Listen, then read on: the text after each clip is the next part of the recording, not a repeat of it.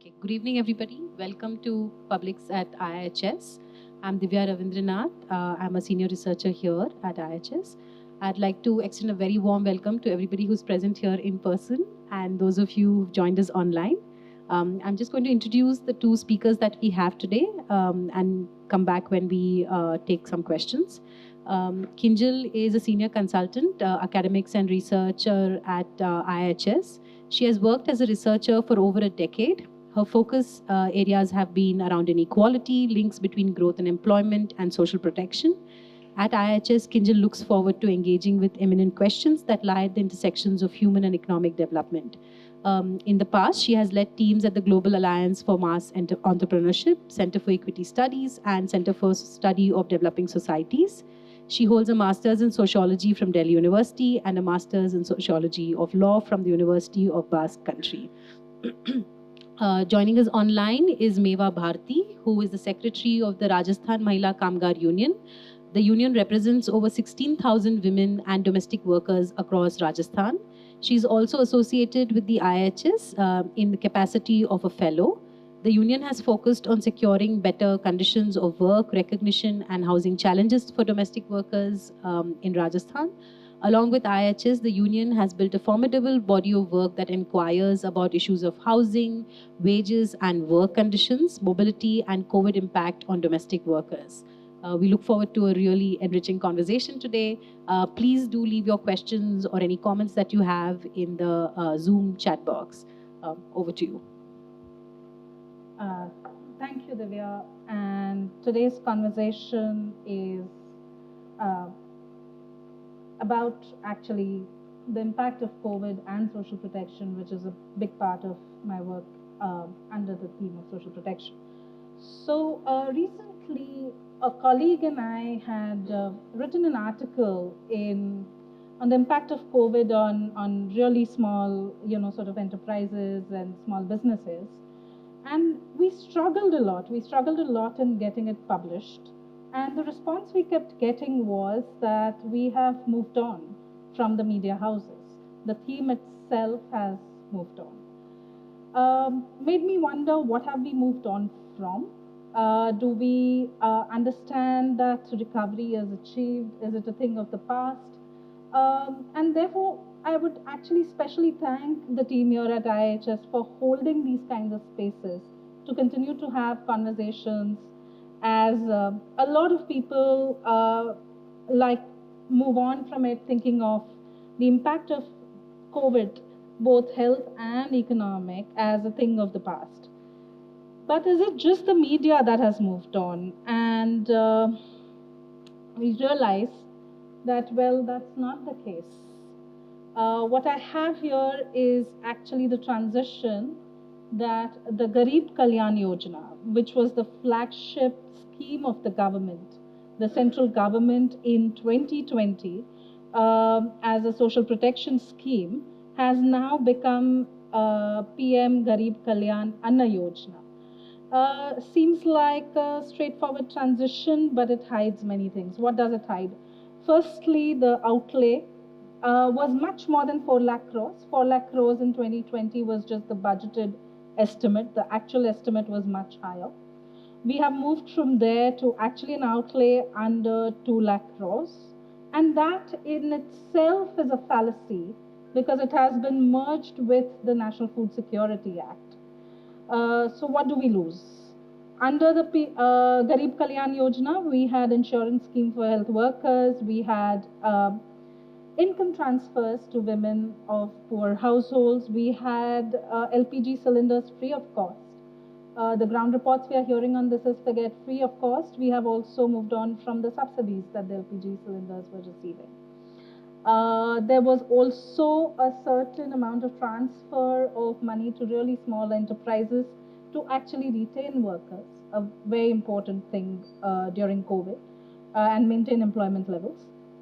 You had senior citizens, widows, and physically challenged, given 1,000 rupees for 3 months, and then it was extended. There was revisions to Narega wages, which in itself was a bit controversial because the revision was awaited in any case. However, even that has now been is not a part of the Garib Kalyan Yojana. You had sectoral transfers to sectors that were informal, income transfers of some kind, especially for informal workers. Now, 1 second. What has happened is, give me a second here. Yeah. What has happened is that the Yojana has been merged with the NFSA now. And what it extends is actually 5 kgs of either rice or wheat, either, and 1 kg of dal per person to Antodaya or priority households. What are priority households? Households headed by widows or terminally ill persons or disabled persons or persons aged 60 or above.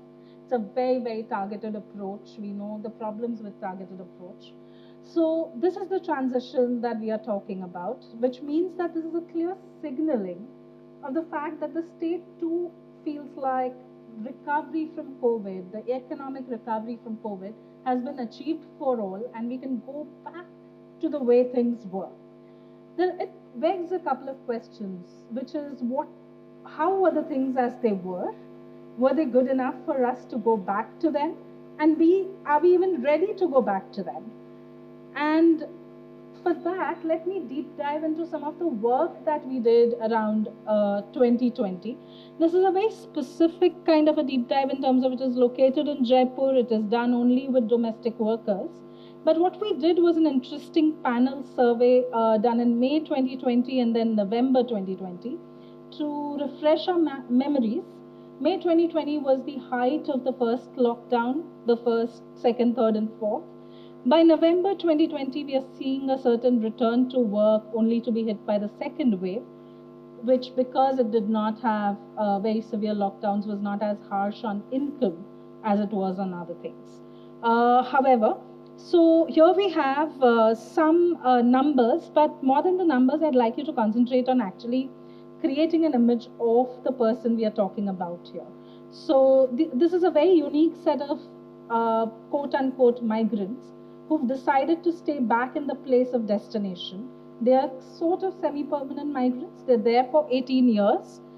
They are also people who actually said they would not like to go back.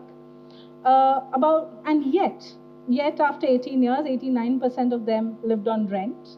And an average rent was 3,200 rupees per month, and average earnings before COVID hit was around 8,000 rupees a month. Of course, average rent is at the level of the household, whereas the earnings here is at the level of the individual. So the household earnings would be slightly higher than that. Now look at there are 4 columns here. The first column generally gives you from 8,200 rupees in Feb 2020. We have moved in October 2020 to 5,600 rupees. We choose October 2020 also because we find that as an inflection month in our data set.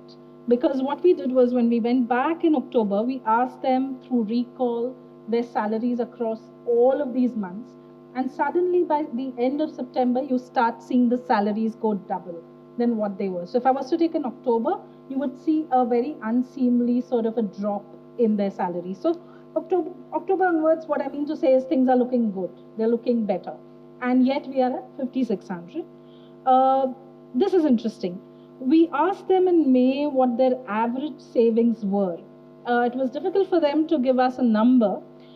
And therefore, it was actually a much also comprehensive indicator to ask them, how much do you think your savings will last you if the lockdown was, sort of indefinitely there? For how long can you go without earning more? In May 2020, it was 15 days, 2 weeks. The first lockdown was announced for 21 days. So we are already at, a 7-day period when we don't know what is going to happen.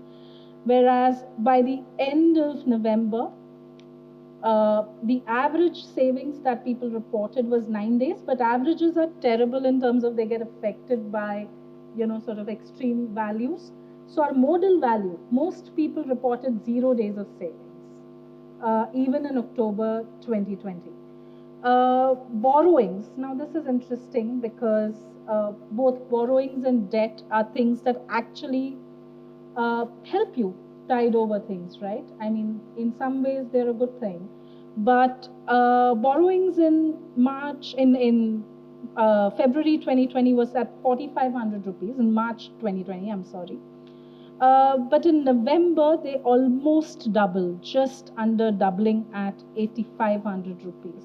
So think of it, your salary is at about 70 to 75% of what it was, but your borrowings and due, and I'm not including dues. So the other things were rental dues, which is not money that is borrowed, but rental dues that are kind of, piling up and they need to be worked off. And that would actually take 8,500 much higher. So here is a situation where your salary is at, your income is at 75% of what it used to be, whereas your dues and borrowings are double than what they were, or even more. So without getting into the nomenclature of it, I just for a minute need all of you to be with me on this and kind of internalize these concepts. One is, what we did was we asked a lot of questions around employment, income, personal income, household income, savings, debt, and dues. Because we felt like it was the interplay of all of this rather than actually just income and consumption coming back to what they were. That would, for us, be a comprehensive approach to what recovery would mean. So for now, I mean, the idea that we use for resilience is the ability to bounce back. In some ways, a rapid slide, but a recovery at even a rapid pace. Now, just remember that resilience is income plus savings minus debt, and capacity is savings minus debt. Okay, there are too many lines in this graph, so just stay with me. The first yellow line you see is actually domestic workers' household income. The dotted line below it is the domestic workers, sort of dotted orange line is domestic workers' individual income. The green line you see is income plus savings minus debt. And the solid red that you see is savings minus debt. What I want to say here is actually, when we look, what happens when we look at income and consumption only as recovery? Generally, for a lower quartile or sort of households that fall below the median, they will bounce back immediately. The reason being they're already at a level of consumption that cannot go down anymore for far too long, which means you're already at subsistence levels of consumption. You need to bounce back immediately. You are in jobs that cannot kind of be done away with. So you bounce back very immediately. When we think of recovery like that, what we will see is sort of what you see in the yellow line, and you could conclude that things are as good as they were in 2020. But I would like to actually focus on the distance between the solid red line and both the line on resilience, which is the dotted green. Actually juxtapose that against all three, and what you see is the distance slowly increasing. Okay, so right here, they're fairly close to each other. In fact, it could almost merge with the domestic workers' individual income and their ability to actually savings minus debt. Means they are net positive on savings. This distance has gotten only bigger, and some of our data suggests that the red block line here, the capacity line, has almost plateaued, which means they haven't come back. You will bounce back in terms of income, but you're not able to either work off the debt or actually, sort of go back to the levels of savings that were there, which determines the ground that you stand on. What will the next kind of a crisis looks like? One could be a crisis like COVID, but also for that set of population, there's a crisis every day. I mean, what does a health emergency in the household look like when this is savings minus debt that you're standing on? Or what does losing a job look like when this is the ground that you're standing on? So what we would like to actually focus on is what happens till the time this red line comes back to where it was? What are the impacts of that on domestic workers? And for that, actually, I will invite the next speaker, who is Meva Bharti, and she leads the Rajasthan Mahila Kamgar Union, as Divya suggested. And she's going to take us through stories of what are the impacts both at the level of the domestic worker, but also at the level of the union and the collective. Before we go into it, I'd like you to just realize that most of the studies focused on the individual and the household as a unit of impact. We try to foreground here a unique one, which is the women's union, the domestic workers union. How were unions' capacities challenged? How was collective mobilization challenged?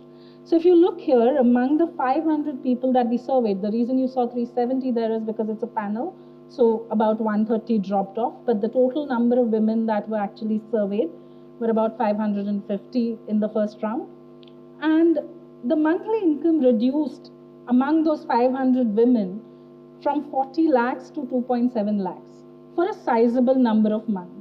Now that has a bearing on who can come for meetings, who can take an auto and go to the rescue of another domestic worker who needs it. What can the union do? What kind of fights the union can fight in terms of wages? But before I get into it, I think I'll invite Meva Bharti to tell us more about what happened when they were standing on a ground where employment was precarious, where savings were nil and debt were high. What happens when a woman goes out to work at that point? Meva Di? तो मैं किंजल जी की बात को आगे बढ़ाते हुए ये बात को मैं रखना चाह रही हूँ कि हम लोग जयपुर में अभी काम कर रहे हैं और अभी तक हम लोगों ने करीब 30,000 से ऊपर महिलाओं को जोड़ा है। एक्टिव मेंबर हमारी अभी 16,000 महिलाएं हैं जिनके साथ हम काम कर रहे हैं, और एक हमने 10,000 महिलाओं का अभी रिसेंटली करीब 9 महीने पहले एक सर्वे भी किया है, उसकी रिपोर्ट भी हम लोग अभी बना रहे हैं। तो ये जो हम बात करेंगे कि कोविड से पहले की जो स्थिति थी महिलाओं की काम करने की और जो उनकी काम की उपलब्धता जिस प्रकार से उनके पास थी वो काफी अच्छी थी और वो काफी आसानी से जाकर के अपना काम कर पा रही थी। काम करने में वो काफी बार्गेनिंग कर पा रही थी अपने को लेकर के कि मुझे 4 छुट्टी चाहिए, मुझे वेतन हर साल बढ़ना चाहिए, मुझे बोनस चाहिए, और ये इन सब को लेकर के वो काफी ठीक तरीके से अपना और अपने राइट्स को लेकर के कार्यस्थल पे कैसी कंडीशन होनी चाहिए, इन सब को लेकर के वो अपना काफी ठीक तरीके से चल रहा था।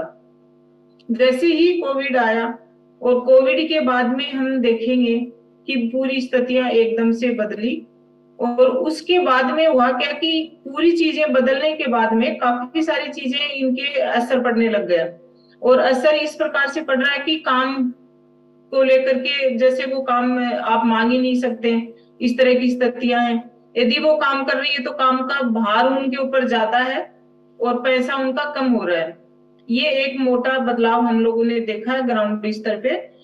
जो छुट्टियां वो ले रही थी 4, वो छुट्टियां बिल्कुल आपकी 0 पे आ गई है। मेवादी 1 मिनट। हाँ, सो मेवादी जो बात कह रही हैं उसमें कि काम बढ़ गया है और वेज कम हुए। हमने रिसेंटली RMKO के साथ ही एक सर्वे किया बाकी के कॉलीग्स ने, और उसमें भी हमने जाना कि 10,000 औरतों का सर्वे था ये राजस्थान में, और उनके इनकम 7,000 हो गए थे वेजेस।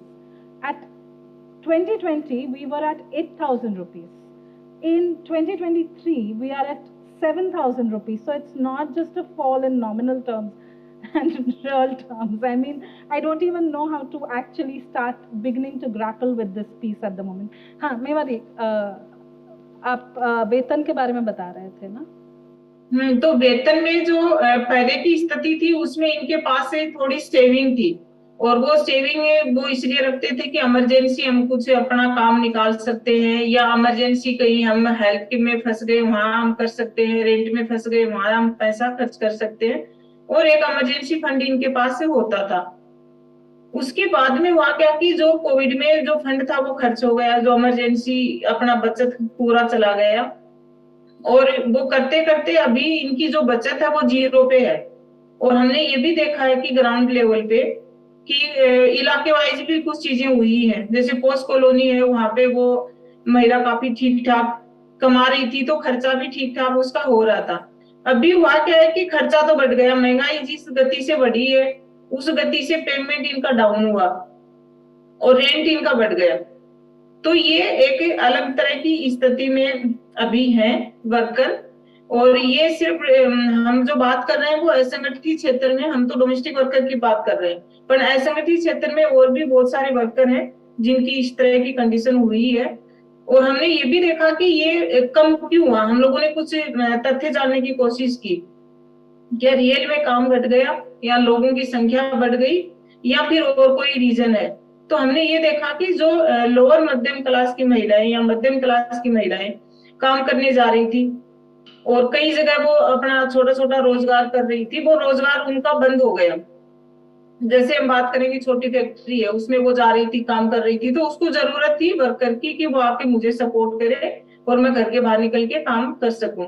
या स्कूल में वो पढ़ाने जा रही थी या और कोई अन्य छोटे छोटे काम में वो बिजी थी। कोविड के बाद में हमने देखा कि वो पूरा बंद हो गया और वो महिलाएं वापस काम पे नहीं जा पाई। तो एक रीजन बड़ा ये था कि वो खुद घर पे रह रही है, उसकी खुद की इनकम नहीं है, तो वो उस महिला को सपोर्ट नहीं कर पा रही है और उसका काम घटा। तो एक तो ये था। दूसरा हम लोगों ने ये देखा कि कुछ जगह पे जानबूझ कर के भी चीजें हो रही थी, कि एक बहाना भी था कि कोविड के नाम पे हम लोग कुछ कर सकते हैं और ये अभी इनकी बार्गेनिंग पावर भी नहीं होगी, काम की जरूरत भी होगी। तो ये सब लेकर के भी कुछ चीजें हुई हैं। और इसमें सबसे जो भयानक स्थिति हम देखेंगे वो ये देखेंगे कि ऑल ओवर हम पूरे डोमेस्टिक वर्कर की राष्ट्रीय स्तर पे यदि बात करते हैं तो हर जगह की स्थिति एक जैसी लग रही थी और कहीं भी ऐसा नहीं है कि वर्कर का पेमेंट घटा हो। एक बार आपकी रेट बढ़ी है तो उसके बाद तो वो कम नहीं हो सकती है, कम उसी कंडीशन में होगी यदि आपका काम कम है तो कम हो जाएगी, यदि आपका काम बढ़ा है तो वेतन भी बढ़ना चाहिए। पर यहाँ बिल्कुल उल्टा है। और मकान का जो रेंट है वो हम देखेंगे कि कोविड में जो रेंट था उससे अभी काफी बढ़ गया। और वो जो हमारे 10,000 के जो सर्वे है उसके आंकड़े भी हमको बताते हैं कि वो बढ़ा है। और इनका असर इन महिलाओं के ऊपर सीधा सीधा इनकी हेल्थ के ऊपर, इनके परिवार पे काफी पड़ता है। और हेल्थ के ऊपर असर ऐसे पड़ता है कि वो महिलाएं काफी मानसिक तनाव में है, जिसको हम मेंटल हेल्थ बोलते हैं। और वो पहले हमको नहीं दिखता था कि वो खुशी से चीजें कर रही थी, खुशी खुशी से अपना काम करती थी और उसके पास एक टाइम होता था कि मैं ये जो टाइम है ये मैं अपनी मीटिंग में जा सकती हूँ या मैं अपना और कोई काम कर सकती हूँ। अभी हम देख रहे हैं कि वो काफी बिजी है और वो टाइम नहीं निकाल पा रही है। और उस टाइम का जो बेसिक डर उसके जो बैठा हुआ है वो ये बैठा है कि मेरा काम छूट जाएगा यदि मैं आती हूँ या मैं एक दिन की भी छुट्टी मार करती हूँ तो दूसरी महिला लग जाएगी या मुझे काम से हटा देंगे या मेरा पेमेंट काट देंगे। तो इस तरह की चीजें हैं और उसको लेकर के वो काफी, उसका दिमाग काफी अस्त व्यस्त है और उसकी वजह से कुछ बीमारियां भी उनको होती हैं। एनीमिक तो वो थी पहले से और अभी और भी हम देखेंगे, क्यों हमारे पास कोई ऐसा आंकड़ा नहीं है कि हमें एकदम तथ्य के आधार पे कह सके कि इतनी महिलाएं एनीमिक है।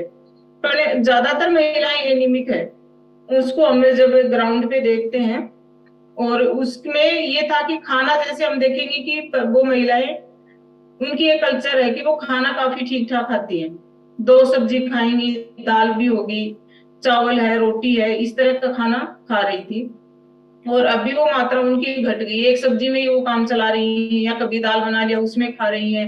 फिर अंडा जो खाने का उनका एक होता है कि वो खाते हैं, नॉन वेज खाते हैं, वो भी अभी नहीं है। कोई महीने में एक बार मिल गया तो ठीक है, नहीं तो वो भी नहीं है।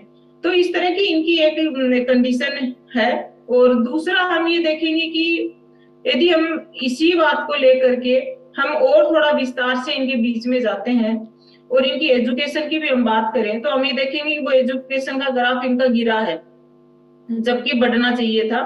और ये हम लोगों ने काफी कोशिश करने के बाद में ये देखा था कि काफी प्रोफेशनल कोर्स ये बच्चों को कराने लग गए थे, हाई एजुकेशन में बच्चे जा रहे थे। अभी कोविड के बाद में ये हुआ है कि लड़कियों की एजुकेशन काफी कम हुई है, या वो प्राइवेट एग्जाम दिला रहे हैं, 12th के बाद में कॉलेज नहीं भेज रहे हैं, या उसको कोई कोर्स में एंगेज नहीं कर रहे हैं। तो इस तरह का भी एक स्थिति आई है। और दूसरा हमें, ये तो इनका व्यक्तिगत स्तर है, दूसरा यदि हम संगठन के स्तर पे इनको देखेंगे तो वहां भी बार्गेनिंग पावर बिल्कुल घट गया। पहले हम लोगों ने लड़ करके, या हमने जो भी अपनी बार्गेनिंग पावर करके, इनको इकट्ठा करके, ये सब चीजें करके हमने कुछ छोटी छोटी अपनी लड़ाइयां जीती थी और इनके जो हक थे वो लिए थे। और ये हमको काफी टाइम लगा, 2008 से लेकर के हम 20 तक की बात करें तो ये हमारी काफी 8-10 साल की एक जर्नी थी। उस जर्नी के दौरान काफी हम लोगों ने सशक्त अपने आप को देखा और किया। जैसे हम छुट्टी की बात करें, जो मैंने पहले भी बोला, हमने 4 छुट्टियों लेना महिलाओं ने शुरू किया। फिर उन्होंने हर साल वेतन बढ़ाना शुरू किया कि 100 से 50 रुपया हमारा हर साल बढ़े। वो कार्य स्थल की स्थिति हमने देखी कि ठीक ठाक हो, जहां वो काम कर रही है उसकी कंडीशन अच्छी हो, वो सुरक्षित माहौल में काम करे, वो काफी ठीक था। फिर हम लोगों ने ये देखा कि जो डिस्क्रिमिनेशन होता है उसके ऊपर काफी कंट्रोल हुआ था घरों के अंदर, और वो अभी बढ़ गया वापस। तो ये कुछ चीजें उल्टी भी दिख रही हैं। और उसके ऊपर ये है कि जैसे कोई संगठन, पहली बात तो इन महिलाओं के बीच में या इस तरह का जो सेक्टर है जो अनऑर्गेनाइज है और वो घर घर जाके काम कर रहा है, उसको इंडिविजुअल पकड़ना ही काफी मुश्किल है, और उनको इकट्ठा करके एक संगठन या यूनियन का रूप देना और उनके साथ लगातार काम करना काफी पेचीदा काम है। उसके बावजूद भी काफी अच्छे से हुआ और बात इनकी काफी अच्छे से उठी, और उठ करके एक अच्छा प्लेटफॉर्म बन करके, और इन्होंने काफी अच्छे से पूरे जयपुर शहर के अंदर एक अच्छी कंडीशन में ये वर्कर आए, और अपनी जो वॉइस थी उसको इन्होंने सरकार के सामने भी रखा, अपनी सोशल सिक्योरिटी के ऊपर भी इन्होंने बात किया। अभी हम ये देखेंगे कि हम बात नहीं कर सकते, और जो मासिक मीटिंगें हम लोग कर रहे हैं जयपुर शहर के अंदर, हम बात करें तो हम 42 जगह हर महीने हम बैठते हैं, और वो पार्क हैं, छोटे छोटे पार्कों में ये महिलाएं आकर के अपनी बात करती हैं। उन्हीं मीटिंगों से इनको मजबूतियां मिली थी, और उसमें आज जो महिलाएं अपने मुद्दे उठा रही हैं वो ये उठा रही है कि हम वेतन की बात नहीं कर सकते हैं, हम छुट्टी की बात नहीं कर सकते हैं, हम बेहतर कार्यस्थल की बात नहीं कर सकते हैं, कि जैसा भी घर है, जैसे हमको काम पे रखते हैं तो हम अपना काम करके निकल जाएंगे। बोनस की बात नहीं कर सकते हैं, और उस बोनस को आते आते हमको 8 से 10 साल लगे कि वो एक डोमेस्टिक वर्कर भी बोनस मांग सकती है, उसका भी अपना एक हक है। तो ये इतना भय है लोगों के बीच में, वो ये कहते हैं कि हम वेतन नहीं बढ़ाएंगे, कारण ये वो है कि हमको हटा देंगे या वेतन कम देंगे, या हमको ये बोल देंगे कि कल मेरे घर पे मत आना काम के लिए। तो इस तरह का है। तो न तो संगठन के स्तर पे हम अच्छे से बार्गेनिंग कर पा रहे हैं, और न हम व्यक्तिगत स्तर पे ये महिलाएं अपनी बात को कह पा रही हैं। इस तरह की कंडीशन में काफी पेचीदगी में ये फंसी हुई है। और कर्जा जो है वो कुछ तो इन्होंने उतारा, जो सेविंग थी वो कोविड में खर्च हुई, फिर कर्जा भी हुआ तो कर्जा कुछ कमा करके उतार पाए, और कर्जे में भी वो ही परिवार सक्सेस हुए जिनके जो पार्टनर थे उनको काम मिला, या उनके कुछ बच्चे काम पे करने लगे। इंडिविजुअल जो महिला काम कर रही थी उसकी अभी भी कंडीशन खराब है, और वो कर्जा अभी भी उनके पास है, वो चुका नहीं है, और कोई रास्ता भी नहीं दिख रहा है कि जल्दी से हम उसको कैसे खत्म करेंगे, चुका पाएंगे या नहीं चुका पाएंगे। और पहले ये था कि कर्जा आपको मिल जाता था, जैसे वो काम कर रही है उस घर से कुछ एडवांस ले लिया, या वो उसको किस्तों में देती कि मैं तेरे को 10,000 रुपया कर्जा दे रही हूँ और हर महीने 1,000 करके आप कटा देना, या कोई रिश्तेदार दे देता था, या बिचौलिए होते वो देते थे। अभी ये स्थिति हुई कि वो कर्जा देना बंद कर दिया, ये भी हम लोगों ने देखा। और वो कर्जा क्यों नहीं दे रहे, उनको लग रहा है कि कैपेसिटी नहीं है, पहले से उसको कर्जा है, हम देंगे तो हमारा पैसा वापिस नहीं आएगा। इसी दौरान कुछ बैंक जो प्राइवेट हैं या कुछ कंपनियां इस टाइप की हैं जो आर्थिक रूप से आकर के इनके बीच में कर्जा देती है। तो हमने ये देखा कि एक अच्छा खासा जाल बुना गया यहाँ पे, और वो जाल ऐसा है कि हर दूसरी महिला ने उन कंपनियों से या बैंकों से, प्राइवेट बैंकों से लोन उठा रखा है, और उनकी हर महीने भी नहीं है, हर 7वें दिन किस्त जाती है। तो 7 दिन में उनको इतना पैसा तो इकट्ठा करना ही है जिससे वो किस्त दे पाए, और यदि वो नहीं दे पाई तो वो ये पहले सुनिश्चित करते हैं कि आपके घर में कौन सा सामान है जो आप पैसा नहीं दोगे तो हम उसको लेके जा सकते हैं। तो वो ऐसा भी चल रहा है, और ये काफी स्तर पे फैला हुआ है इन जो अर्बन एरिया है उसके बीच में। तो ये भी हमने देखा, और कुछ इलाकों में हमने ये देखा कि ग्राउंड के स्तर पे जो स्थितियां, पहले एक डर नहीं था लोगों को कि ठीक है काम मिल जाएगा, कमा के खा लेंगे, आसानी से चल जाएगा। अभी वो भय जो है वो बहुत मजबूत हो गया, और वो भय इसलिए भी मजबूत दिख रहा है कि हम सोशल सिक्योरिटी की बात कर रहे हैं जो किंजल जी ने उठाया कि गरीब कल्याण योजना। तो वो कल्याण योजनाएं, पहली बात तो ये जो इस तरह के वर्कर इन तक पहुंचती नहीं है, और वो इसलिए नहीं पहुंचती है कि वो माइग्रेंट लेबर है ज्यादातर शहरों के अंदर। और वो माइग्रेंट में होता क्या कि वो जिस शहर से, जिस राज्य से आया है उस राज्य में भी वो नहीं ले पा रहा है कि वो वहां उपलब्धि नहीं है। जिस राज्य में वो माइग्रेंट होके आ गया वहां पे उसके पास वो दस्तावेज ही नहीं है कि वो अपने आप को प्रूव कर पाए कि मैं इस राज्य में आके रहने लगा हूं। तो उन दोनों के बीच में वो रहता है, और वो जो योजनाएं वो बीच में ही लटकती रहती हैं और वो उन तक नहीं पहुंचती हैं। न वो राशन ले पाते हैं, न वो और कोई सुविधा ले पाते हैं। वो स्टेट के लोग जो पहले से रह रहे हैं, या उसने अपने आप को ये साबित कर लिया है कि मैं 10 साल से यहाँ रह रहा हूँ शहर के अंदर और मेरे को यही रहना, वापस नहीं जाना, तो वो उठा पा रहा है। इन योजनाओं की यही स्थिति है। और दूसरा हमें ये देखेंगे कि योजनाओं के साथ साथ में इनकी आवास का काफी जुड़ा हुआ है इनके काम के साथ। वो काम और आवास एक साथ इनका मेल है।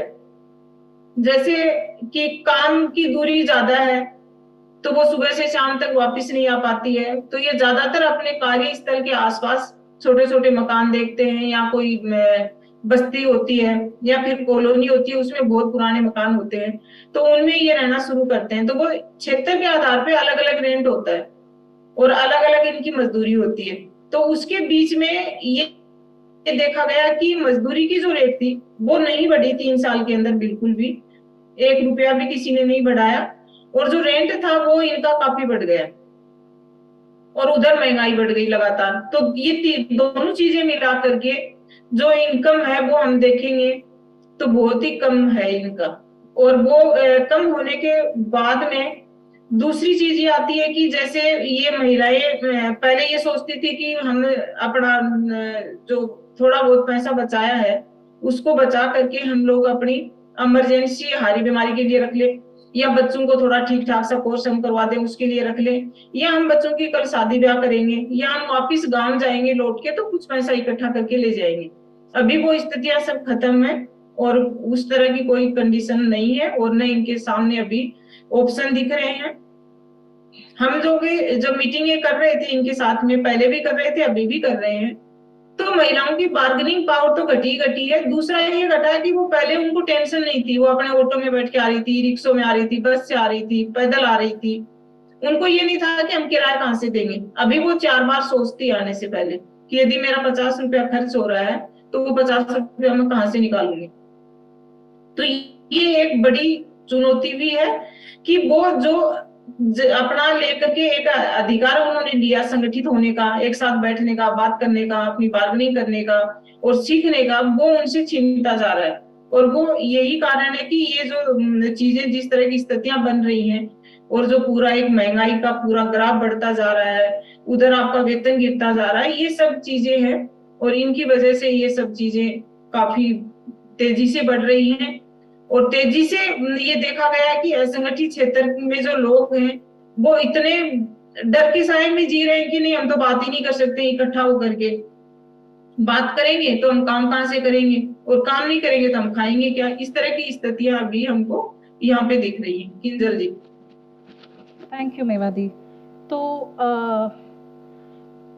एक तरीके से ये कह सकते हैं कि instead of what we saw in the graph, a bouncing back, what we actually feel is almost like a spiral from actually, or ability to negotiate good work and wages for yourself goes down. Because of that, your ability to save goes down.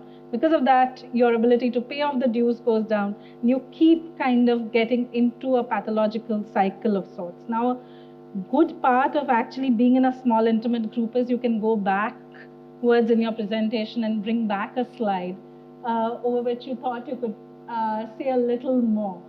So here, I would like to actually open this up even during the Q&A.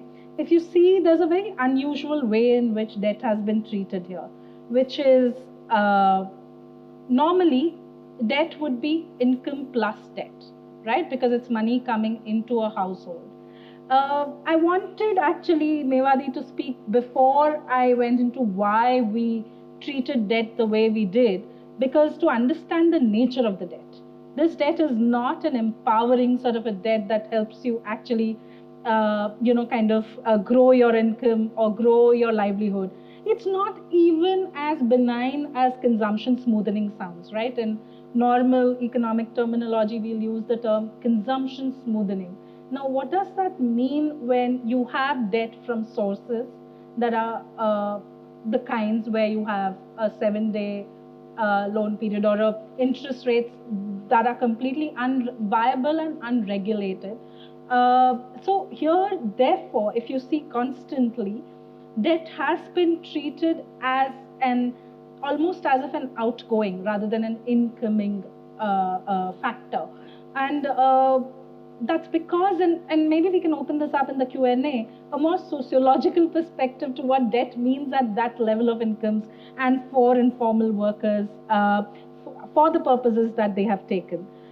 So, yeah, the question is where to from here? And if we are going to look at recovery from income and consumption, let alone the fact that we haven't done a proper consumption survey in a decade as a country, but if we are going, that in itself is a very limited lens to look at where a regular worker lies. And remember, this is a household that earns about 16,000 rupees a month, average size of 4 people. So it's not your bottom quartile. It's somewhere there. It's not the worst situation that we are looking at. And yet what we see is actually a drop that is not just that they haven't overcome it, but there seems to be no means to overcome it, because the wages are going down for whatever Mewadi said. Wages are going down at the rate at which inflation is. Of course, prices of things have gone up. So either you can do really, skimping on consumption, as she said, from 2 subsidies you go to 1 subsidy, something of that sort, or you take more work and in conditions in which you're not able to negotiate fairly. And therefore, it is also a moment to kind of reflect on why did we actually roll back what I started with, roll back the scheme we did, because we thought where we were in 2020 was good enough.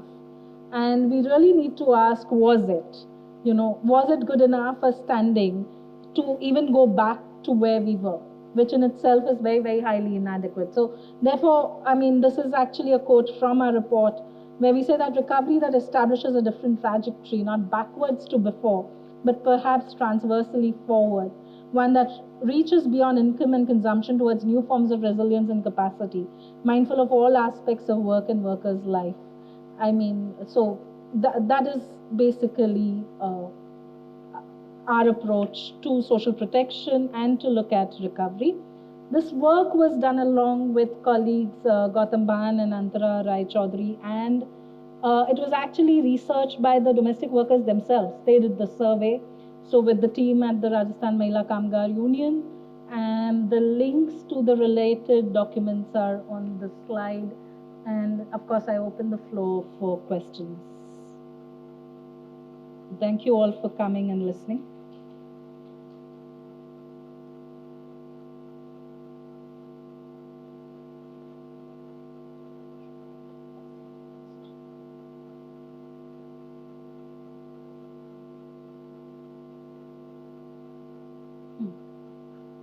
just start with the question that's online first. I have a bunch of questions, but I'll first take what's already here.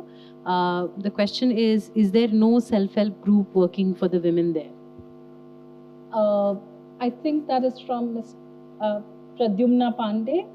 So you heard Meva Bharti, and she is the secretary of what is called the Rajasthan Mahila Kamgar Union. It's actually a union of 16,000 domestic workers in Jaipur, 16,000 active members of the union. So it is not a self-help group in terms of, as we know, SHGs doing livelihood-based work, but it is a union itself. So this is the way, I mean, the people we worked with was a union.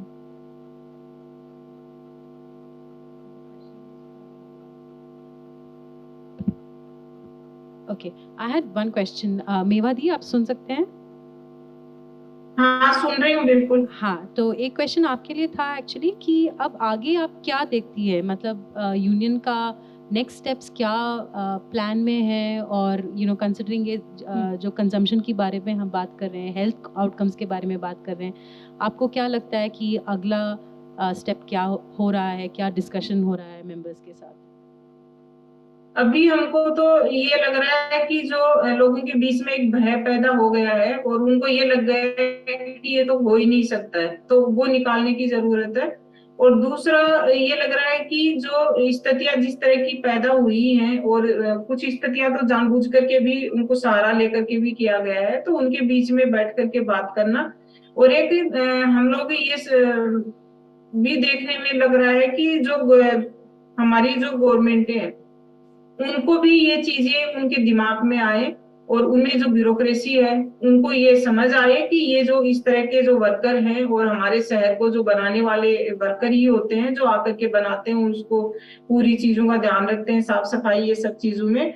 तो उनके लिए हम लोग कैसे एक बेहतर policy बना सकते हैं जिससे उनको कुछ लाभ मिले उन पॉलिसियों से, और वो रजिस्टर्ड हो, और उनको इस स्थिति में वो जो जा रहे हैं उसमें नहीं जाए और उनसे उभर पाए. तो ये एक दिख रहा है, और जो मेंबर है वो भी ये डिस्कस करने लगे. उनको ये लगने लग गया है कि अब शहर में हम लोग जिस तरीके से हम लोग पहले अपना गुजारा कर रहे थे, वो काफी दिन पे दिन हमारा बहुत ही खराब स्थिति में होता जा रहा है. तो ये इस तरह की चीजें होनी चाहिए. और एक ये भी लग रहा है कि जो हम सेंट्रल स्तर पे चीजों को देखें और एक नीति बनाए, सरकार एक पूरा एक एक्ट बनाए उसको लेकर के कि जो जहां से भी लेबर आ रही है उसको वहीं से ट्रैक करे, और वो जहां भी जा रही है तो उसको वहां वो सोशल सिक्योरिटी वो सुनिश्चित हो कि वो वहां पे गया है और उसको ये सोशल सिक्योरिटी मिलेगी. तो उसका एक ही जो हम वन वोटर की बात कर रहे हैं, तो वो ये सोशल सिक्योरिटी पे लागू होना चाहिए. Shalini, I asked that question just before you typed in, so I hope it also answers your question. Shalini has another question. This is Shalini Sinha. Especially in the context of strengthening organizing and collective bargaining, any organizing strategies? So मेवादी Shalini जी ये पूछ रही है कि जब हम organizing या collective bargaining के बारे में बात करें, इन चीज़ों को लेकर कोई particular strategies union अब सोच रहा है, या इसके ऊपर आपकी कोई चर्चा हो रही है union members के साथ? हाँ, इस पे हो रही है कलेक्टिव बार्गेनिंग पे. और वो मैं पहले भी बोला है कि एक भय जो बन गया है ना कलेक्टिव में भी, तो वो भय कैसे निकलेगा उसके ऊपर हम लोग काफी सारी चीजें सोच रहे हैं. और वापस हम लोग काफी ग्राउंड में गहराई से जाकर के उनके बीच में जो चीजें हैं वो निकाल रहे हैं, बात कर रहे हैं. और यूनियन तो अपना काम करेगा, और वो ऐसे नहीं छोड़ सकते हैं कि हम लोग ठीक है कि स्थितियां बदल गई तो हम भी उन चीजों को बदल करके और साइड बैक कर लें. ये तो पॉसिबल ही नहीं है. और उनके ऊपर एक स्ट्रेटजी भी बनी है कि अभी वापस थोड़ा स्ट्रेंथ की जाए और बात की जाए, और ये करने के बाद में हम लोग जो जिन घरों में ये लोग काम करने जा रहे हैं और जो इनके स्टेक होल्डर हैं उनसे भी हम लोग बात कर रहे हैं कि इस तरह की जो स्थितियां हैं उनमें उनकी स्थिति को हम देख रहे हैं कि वो किस तरीके से चीजें देख रहे हैं और वो क्यों कर रहे हैं इस तरह की चीजें. तो उनकी चीजें भी हम समझ रहे हैं और उधर हम वर्कर की भी समझ रहे हैं. और इनको समझने के बाद में हम लोग कोई एक अच्छी सी एक स्ट्रेटजी बनाएंगे कि इसके बीच में हम लोग कैसे और किस तरीके से कर सकते हैं जिस तरह की स्थितियां बदल रही हैं.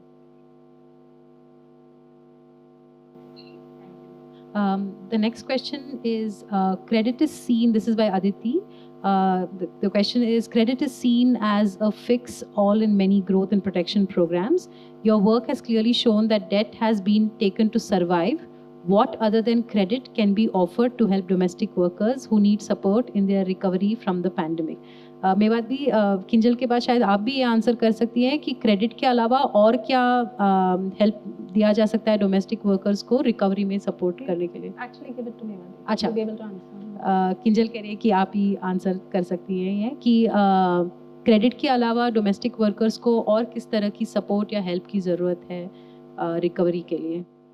उसमें देखिए, सबसे पहले तो उनको जरूरत है एक मोरल सपोर्ट की है, और हम लोग कभी भी इस वर्कर को हम लोगों ने इंसान नहीं माना है, और हमारे घरों के अंदर हम जिस तरीके से उनके साथ भेदभाव और ये सब चीजें करते हैं, तो पहले तो वो ही उनको मिले, और दूसरा उनको हम लोग पूरे विश्व में बात कर रहे हैं कि न्यूनतम वेतन इतना होना चाहिए और ये सब इतना होना चाहिए, तो वो न्यूनतम नहीं होके एक लिविंग वेज होना चाहिए, और वो लिविंग वेज यदि हम दे देते हैं तो फिर बाकी की चीजों की जरूरत ही नहीं है, कि वो अपना उसी से बहुत सारी चीजें होने वाली है। कि हम लोग एक जो ढांचा बनाया है, और मुझे तो नहीं समझ में आता, मेरा तो एक ब्यूरोक्रेसी से भी सवाल होता है और सरकार से भी सवाल है कि हम लोग ये इस तरह के वेतन क्यों बना रहे हैं। हम लोग वर्कर को बोल रहे हैं कि आप तो न्यूनतम, आप जिंदा रहिए सिर्फ इसलिए कि आपको काम करना है और हमारे ये काम करने हैं, और दूसरी साइड हम ये करें कि सरकार अपना जो लिविंग वेज है, जो न्यूनतम वेतन है, वो इतना हाई क्यों है,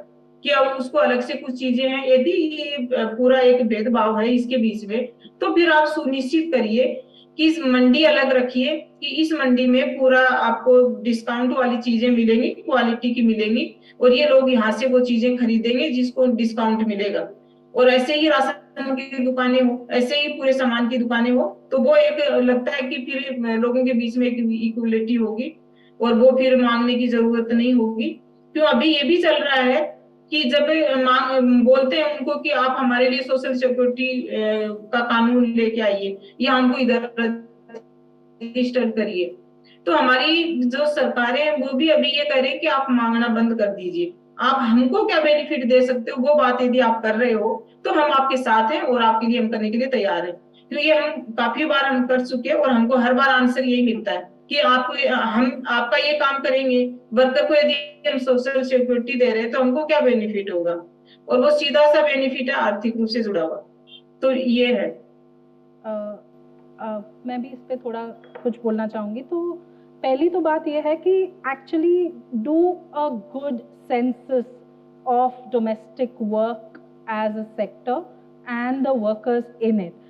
मेवादी, शायद आपको भी याद होगा कि राजस्थान की राज्य सरकार को 500 रुपये देने थे सारे डोमेस्टिक वर्कर्स को, पर उनके पास कोई ऐसी सूची नहीं थी जहां वो जा सकते थे। Actually, they came to the RMKU and said, can you identify domestic workers? Because during COVID, we need to give 500 rupees to working women. So firstly, it is a sector that is entirely now dominated by women, is what a lot of micro studies or studies done by independent organizations are suggesting. There are different kinds of precarity there. One is that you have multiple employers. Two is someone's house is your workplace, has very different legal bearings once we think of that. And three, what kind of wages and occupational safety measures is this then, subjected to? तो सबसे पहले इसे एक sector का दर्जा देना अब जरूरी हो गया है. We are constantly talking again about, services taking us towards the growth. This is one of the most prevalent forms of services which is happening in front of everyone, and yet we do not want to call it a sector, yet we do not want to do anything about it.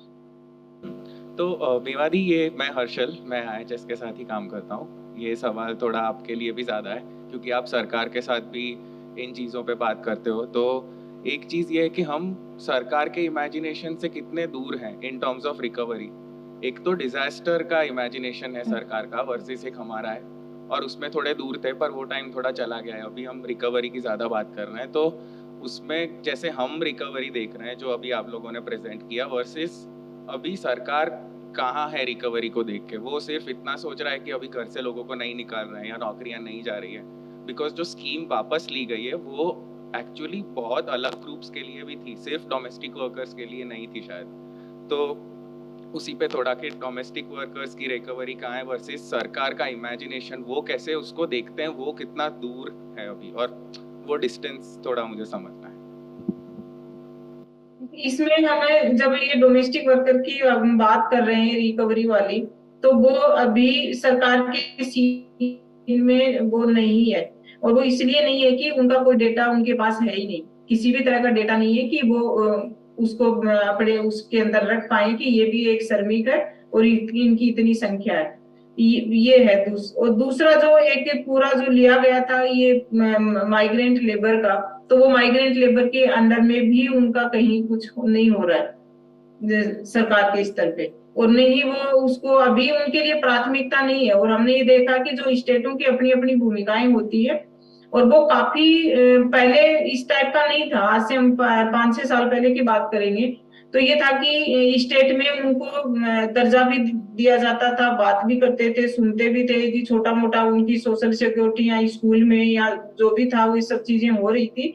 और अभी बहुत ज्यादा state wise जा रहे हैं, और उनको वहां से ये भी है कि हो सकता है आने वाले टाइम में लोगों को अपने अपने स्टेट में ही जाकर के अपनी अपनी काम देखना पड़े। ये काफी अभी की स्थिति में चल रहा है, और ये पूरा वोट बैंक है, उसके आधार पे वो देख रहे हैं कि लोग कमाने के लिए आते हैं और वो कमा करके अपने शहर से अपने वापिस अपने राज्य में जाते हैं।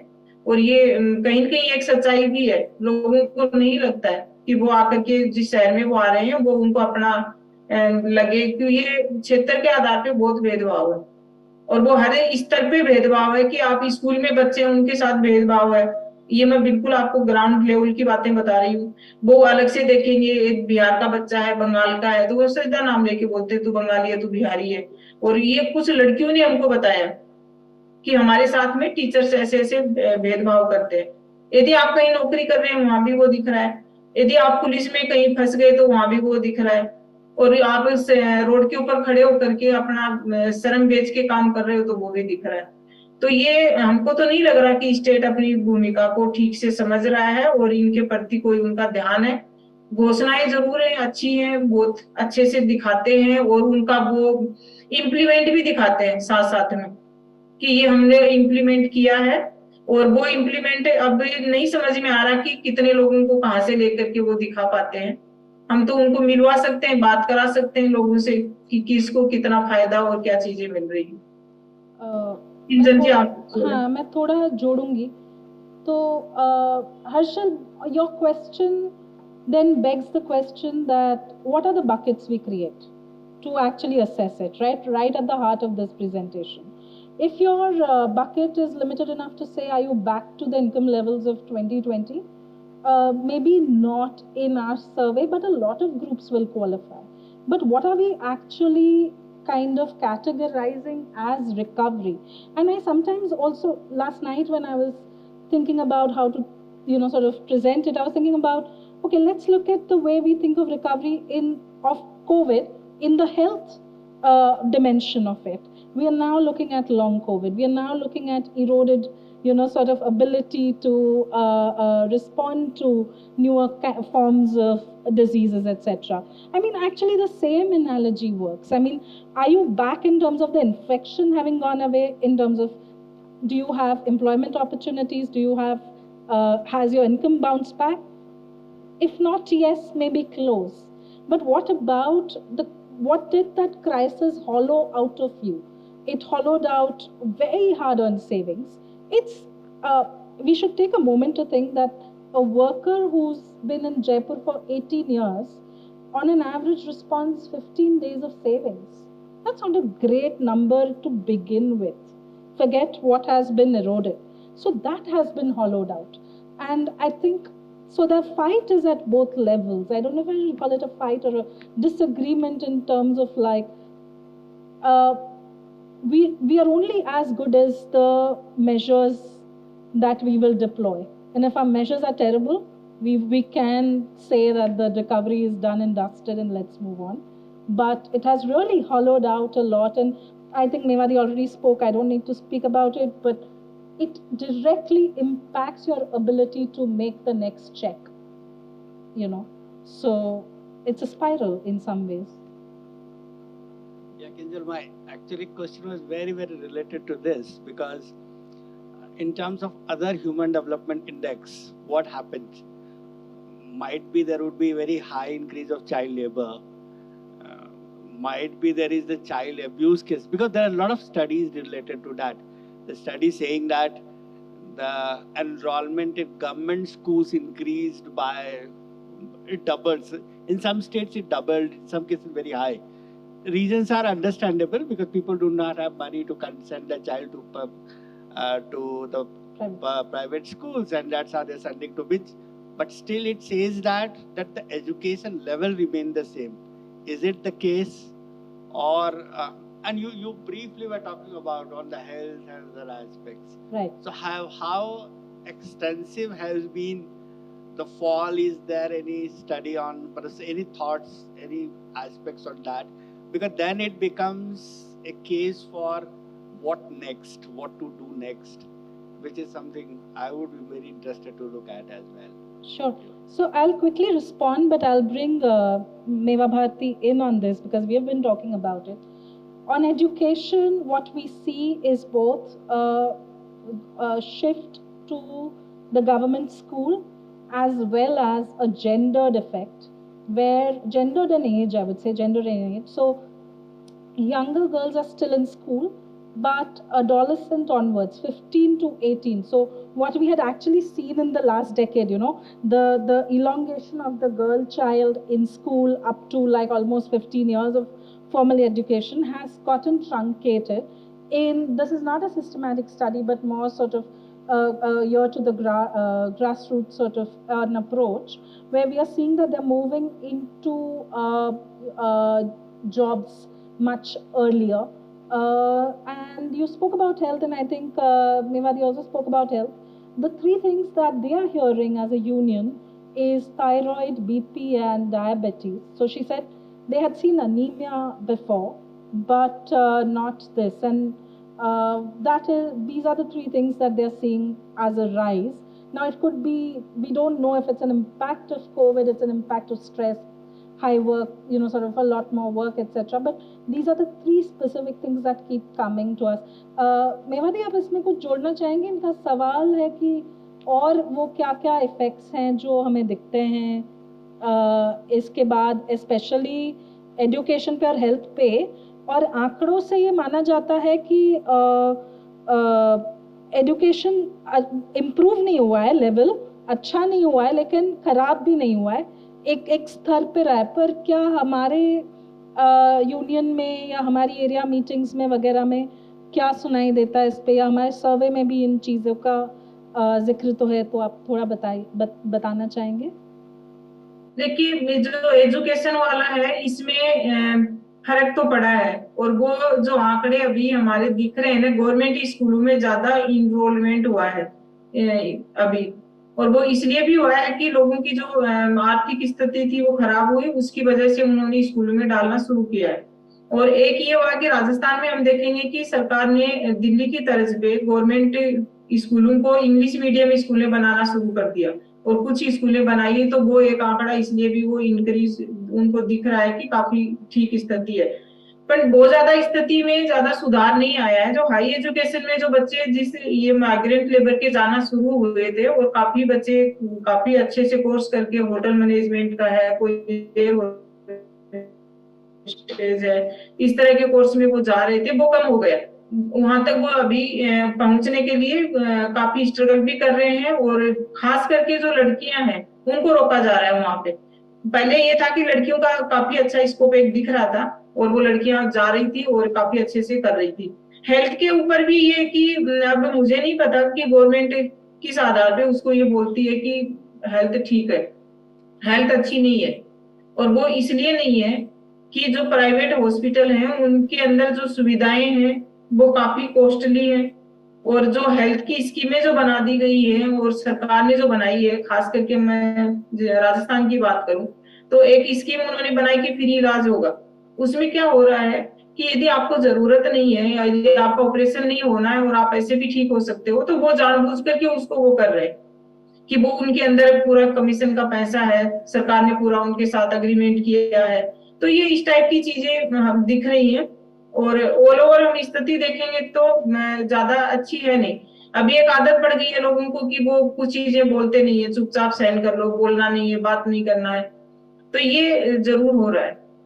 Hi, so I don't know if you touched upon this aspect during the presentation, but Mewadi and you both mentioned that these are mostly migrant workers, right? So have you had a chance to look at the impact that this has had on the circular aspect of their lives? Because there are a lot of familial dependence and, you know, even cultural dependencies back from the villages that they originally belonged to. Have you had a chance to see how whether this has had a cascading effect on, you know, their social relations back in their villages, as well as the kind of financial dependencies that they've been trying to fulfill through their existence in these cities? So there is definitely some effect, but before we get into it, if you recall the second slide I put up, these are almost semi-permanent migrants. The reason we are calling them migrants is because they are very thin on documents that allow them to fully be a part of Rajasthan or Jaipur and kind of integrate into the citizenry, so to speak. So I don't think there was a very sort of prevalent remittance economy going on already. However, I do think that in subsequent waves of COVID, we again hear sort of cases of women having gone back. But to begin with, it's not a population group that had that kind of circularity to its migration. That was a very stable group that lived in the city and worked in the city for years together. And also there wasn't that much of remittance economy in the first place. पर मेवादी आप अगर कुछ इस पे जोड़ना चाहेंगे, क्योंकि मुझे पता है हमने बात की है इस पे कि पहले हमने सुना नहीं था, बट अब काफ़ी महिलाएं बोलती हैं कि वापस जाने की बात, तो जो भी आपको लगे कि इसमें जोड़ना चाहिए।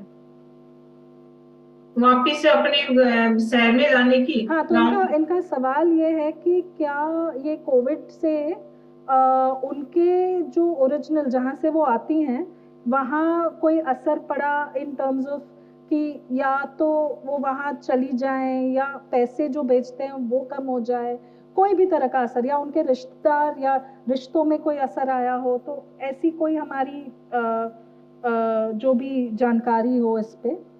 उसमें इनके ऊपर वैसे हम देखेंगे तो गांव जाने की तो ज्यादा नहीं है, और उसमें यही कंडीशन है कि जो बुजुर्ग महिलाएं हो जाती हैं वो जरूर गांव जाने की रहती है, और वो जाती है, शिफ्ट भी हो जाती है, जो उनकी कैपेसिटी कम होगी कि वो काम नहीं कर सकती हैं और उस काम से अपना खर्चा नहीं चला पा रही, वो जरूर जा रही हैं।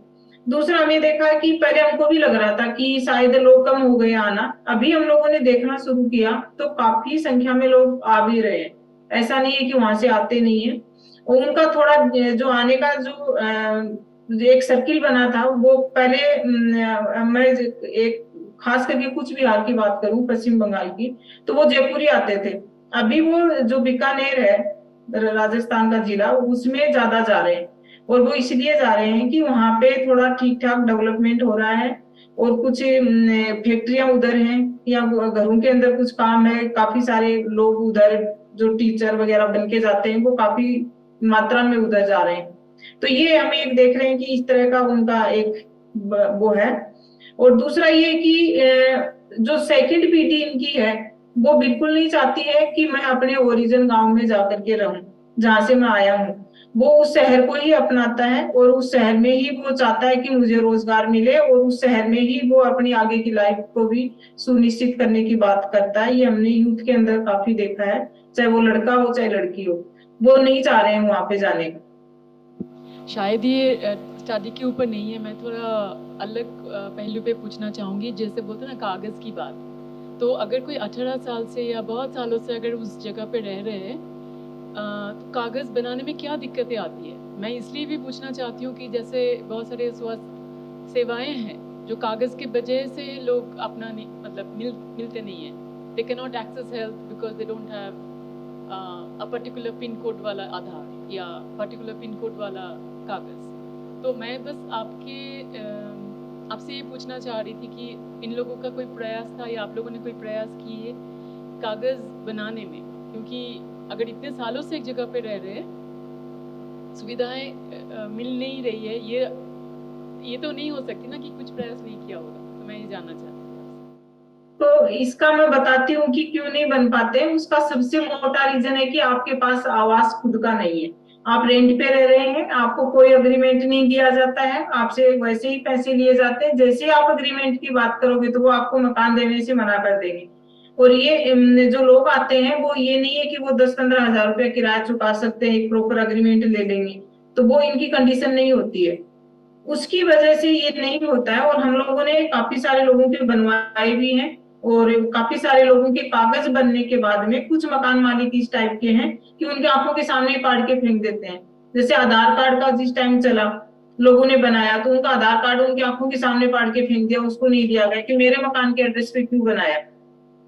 तो ये एक मोटा रीजन है, और इसकी वजह से नहीं होता है। तो फिर हम लोगों ने जो अथॉरिटियां हैं उनसे बात किया कि ऐसा क्यों नहीं हो सकता है। जो यूनियन उनको एक आइडेंटिटी कार्ड दे रहा है और उसका वो एड्रेस डाल रहा है, तो आप उसको भी अथॉरिटी मानिए। और उसके आधार पे, तो कुछ जगह पे उसके आधार पे काफी डॉक्यूमेंट इनके बने, और जिनके बने वो सोशल सिक्योरिटी से जुड़े भी हैं, जो स्टेट में जो बेनिफिट उनको मिलते हैं, पर बड़ी संख्या में नहीं बनते हैं। और वो नहीं बनाते, कोई भी मकान मालिक न तो लिख के देगा, न एग्रीमेंट देगा, न अपना बिजली का बिल देगा। कि वो चीजें ऐसी बना रखी, इतना स्ट्रॉन्ग है आपका ढांचा, उसमें 10 चीजें मांगते हैं, 10 में से आपके पास 2 भी नहीं है तो भी नहीं बनेगा। और एक उनका वो मांगते हैं कि आप 7 साल से यहाँ पे रह रहे हैं, तो आप 7 साल का बिजली का बिल लेके आइए, तब हम आपका मूल निवास बना के देंगे, तब हम आपका वोटर कार्ड बनाएंगे, तब हम आपकी ये चीजें करेंगे। तो ये एक मोटी समस्या है, सबसे मोटा आवास का ही एक पूरा मामला है। तो इसमें अरुणा दो चीजें हैं। आई थिंक हमने दूसरे सारे प्रेजेंटेशन में भी बोला है कि you are a citizen of where, and एक तो कि जो भी नेशनल लेवल स्कीम्स हैं, कई बार they have asked for an address proof. It may not residence proof, not an address proof. And the problem is कि residence proof is impossible to get. We have worked on this very seriously.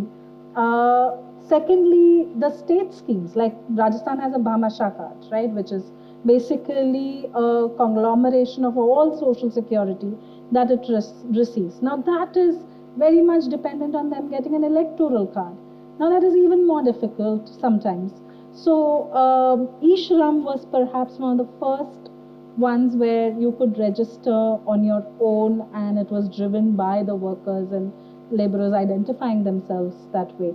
But before that, we've kind of gotten stuck with this address proof, and it is impossible to actually get what is the percentage of contractual rental agreements.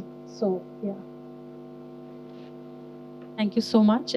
Mewa Didi, thank you आज के लिए, and Kinjal, thank you so much. Thanks to the audience also who were able to join us offline and online. Thanks.